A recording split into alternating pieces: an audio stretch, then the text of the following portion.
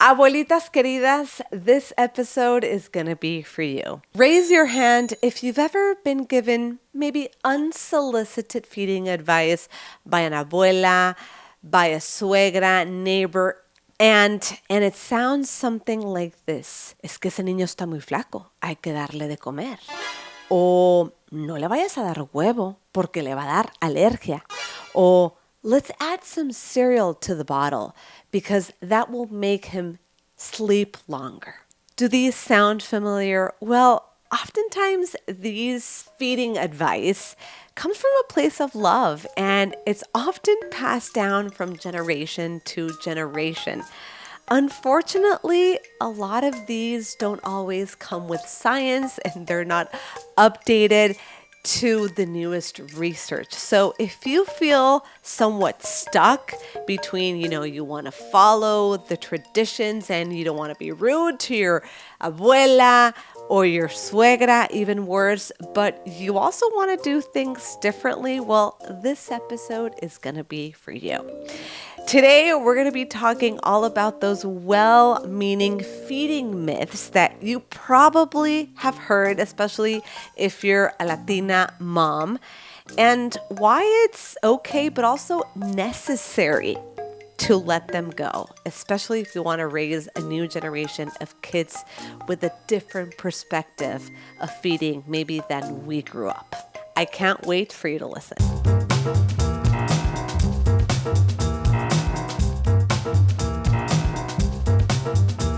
Welcome back to the Messy Bites podcast, where feeding kids gets real, a little chaotic, but you will always find joy in the menu. I'm Marina, pediatric registered dietitian, Latina mom, and this episode I've been wanting to do for a really long time because as a Latina mom herself, and especially living in Miami, there are just so many feeding myths that we hear from our lovely abuelas, tías, vecinas, and oftentimes it just makes us question whether we're doing things right, or maybe even makes you question the advice that you receive from your healthcare providers or the ones that you receive from social media.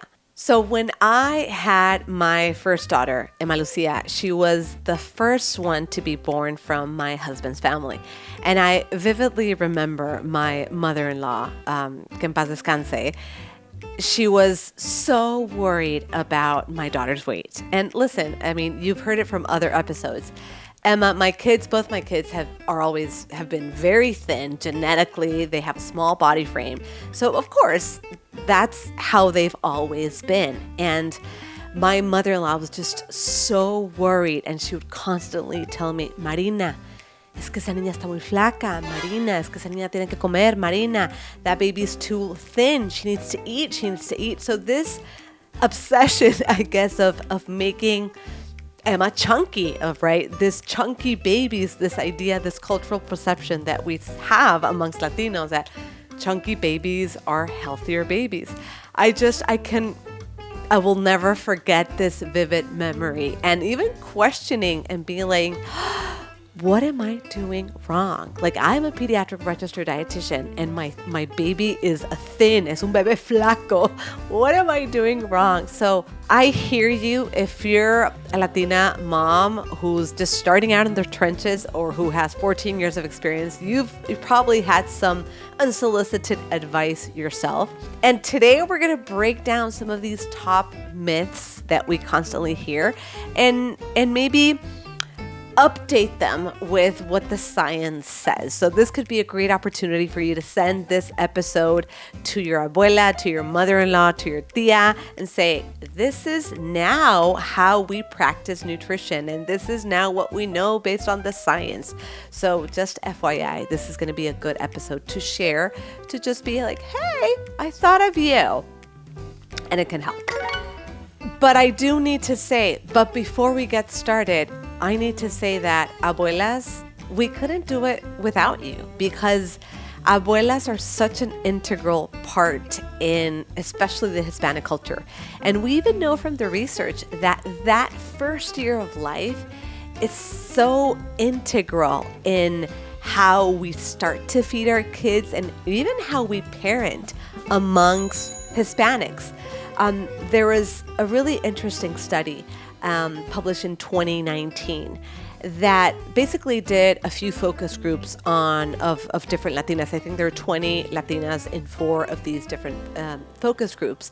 And this is what they found. They found that even though Latinas knew that their doctors were giving them a different advice, they would still follow what their mom or mother-in-law would say out of respect, out of maybe honoring tradition and culture. So even though they maybe got a different advice from their healthcare providers, from their pediatricians, they still decided to follow Abuela's advice or their mom's advice out of respect. And I think that just made a lot of sense to me, because this is sometimes where we have some of this conflicting information, that the doctor might say one thing and we believe it. We know when we trust them. But on the other hand, we have our moms who we love and adore, and who they've raised us, they've raised other kids or our siblings, and we're like, maybe I'll just try this. So abuelas, just know, and when I say abuelas, is mother-in-laws, is even tias. It's just, we know you're such an integral part in our lives, and we're lucky enough if you're in our lives. And for many Latinas, they are, maybe doing meals, they're the daycare. So this is coming from a place of love. So myth number 1, just add cereal to the bottle so he'll sleep better. Solo dale un poquito de cereal en esa botella, en esa leche, ya verás que va a dormir como una piedra. Mito o realidad? Myth or reality? Unfortunately, this is a myth, yet we hear it constantly. In fact, I now saw a trend on TikTok that was almost similar, but it was giving butter to babies so they will sleep better. And I think the idea or the premise behind it is that if you give them a heartier meal or cereal kind of to bulk them up, this will thus prevent them from waking up in the middle of the night because they're not going to be hungry. But this is not what the science says. There hasn't been any difference shown in babies that were given cereal in a bottle and those that weren't given cereal in terms of sleep duration and sleep quality. Because the reality is that sleep quality and duration is more shaped by their sleep habits and their developmental stages, not by these small boosts of calories. Not to mention, this could also be a little dangerous, because if we're giving additional calories in the form of a cereal, then we could just increase the risk of higher weight gain velocity or overweight later on. And that's something that we don't necessarily want to do at this point in life. So no, giving cereal in a bottle will not help your baby sleep better. That might make you feel better because we feel like we're doing something to prevent those 3 a.m. wake-ups, but especially if your infant is very young, that's just going to be what the baby needs, because that is their developmental stage. Myth number 2, if you don't finish your veggies, there's no dessert. And I can't tell you the amount of times I've heard this from Hispanic families. And listen, in full transparency, this is something that to this day, if I go home, I will still hear my mom say, primero comete el brócoli, después te doy la galleta. And I'm like, and then she just turns around and I'm like, Mama, that's not the Nutrichicos mentality. And she's like, oh, that's right, I'm sorry. So we're re-teaching her, we're re-educating her. So why does this not work? So this is the old school mentality that as Hispanics, we just place so much moral value to desserts, to sweets, and we tend to view veggies as a punishment, as, this is something bad. And so culturally, I think this is when we start, putting dessert in a pedestal, and we just say, this is great. This is your prize, right? We're so used to using food as a reward, as a consequence, or even as a bribe, because guess what?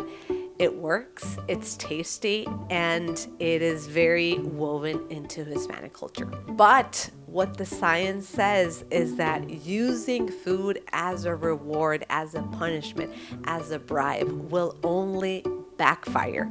And if we're using this as a strategy to get your kids to eat veggies, yes, it can work temporarily.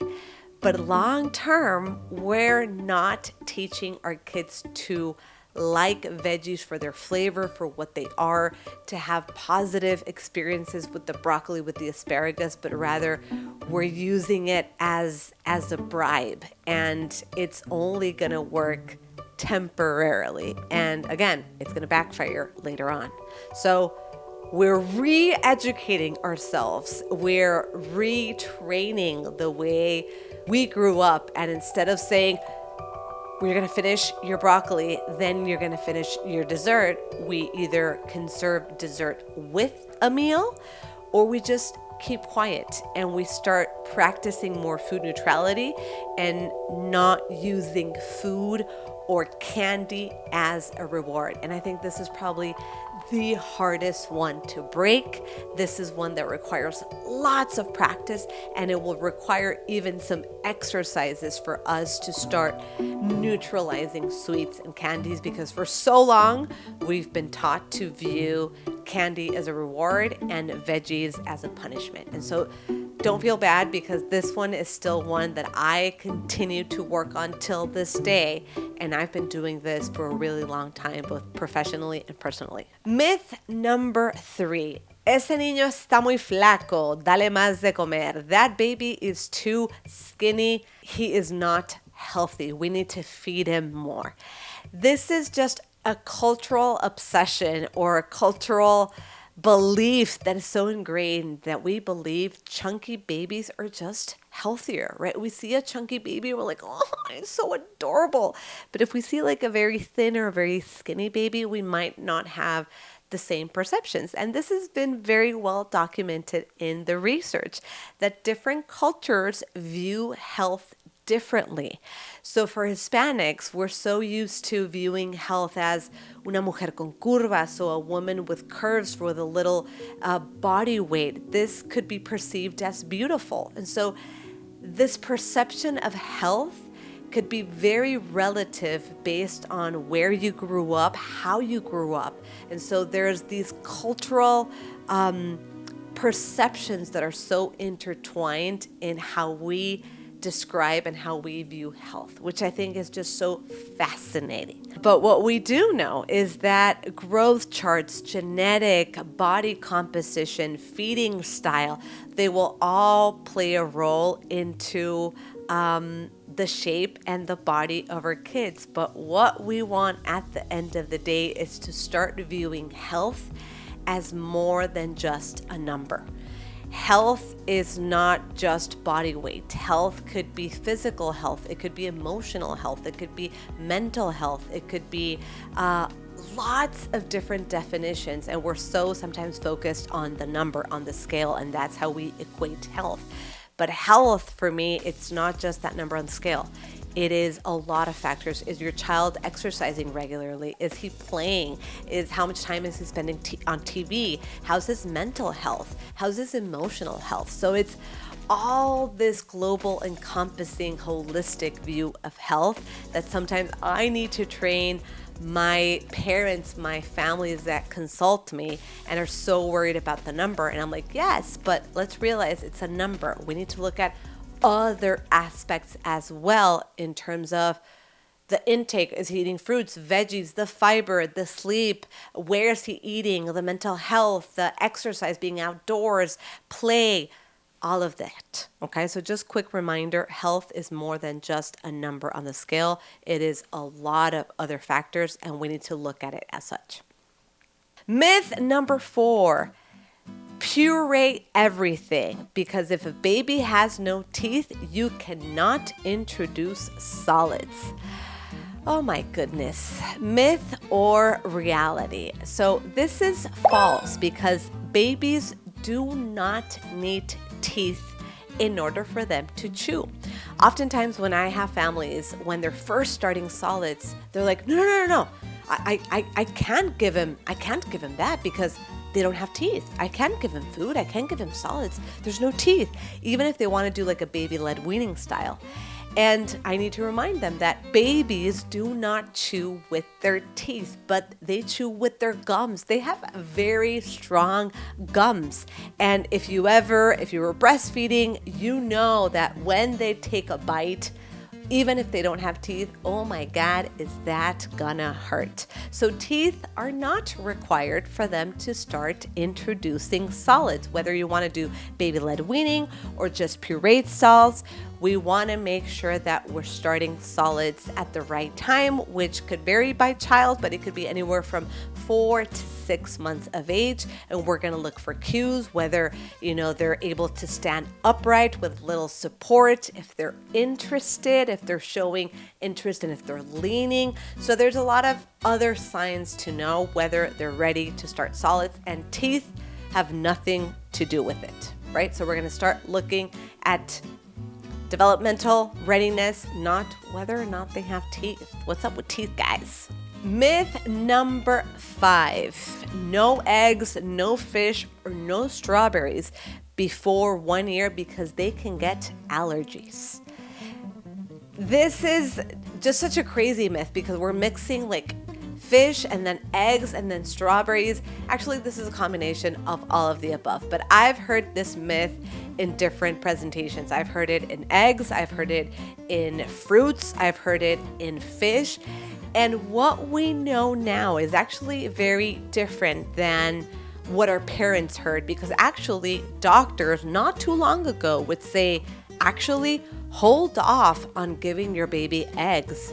So there's good reason why your mom or your dad thinks this way, because before, not too long ago, maybe the last 2-3 years, new research started to show up to say that actually early introduction of these high allergens, which is the wheat, the dairy, the eggs, the shellfish, is actually going to be very important to prevent food allergies later on. So now the recommendation is the opposite, is we don't want to delay giving your babies, whether it's peanut products, whether it's eggs, whether it's fish, or all of these high allergenic foods, because delaying it might actually increase the risk of them developing food allergies, which is crazy.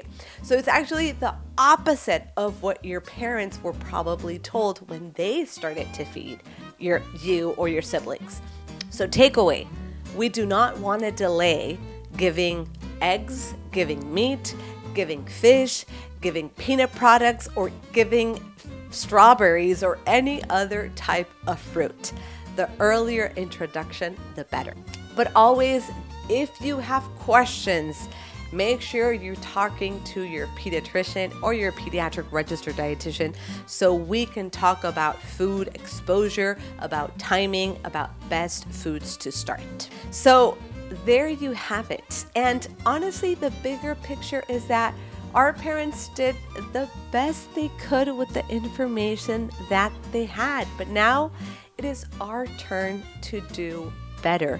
And this is the importance of potentially breaking cycles, of feeding our kids from a place of love, from a place of connection, of understanding the research, but also understanding their developmental phase. Because I think before we just weren't as in tune with what was going on with our kids. So we're not just feeding kids, but we're shaping their lifelong relationship with food. And that's really important. I'm going to repeat it again. We're not just feeding kids. We are shaping their lifelong relationship with food. And now it is time for our Messy Bites real life challenge of the week. Drum roll.